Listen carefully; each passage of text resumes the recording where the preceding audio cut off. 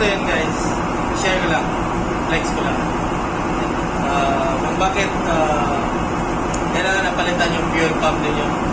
Might be, ganito na yung nangyari yun. Tawag dito guys, drop down test.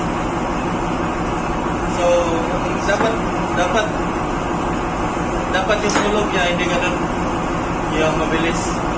Dapat slowly lang, dahan-dahan. So, pag ganito na yung sistema, hindi na ito na masyado nakakatulak ng pressure. Hindi na ito masyado nakakabigyan ng pressure sa fuel valve. Hindi na ito makakabukas masyado ng fuel valve. Kaya yung temperature ng makina ninyo, ng each cylinder, temperature ng each cylinder is masyado mababa. Lalong-lalo na kapag diesel.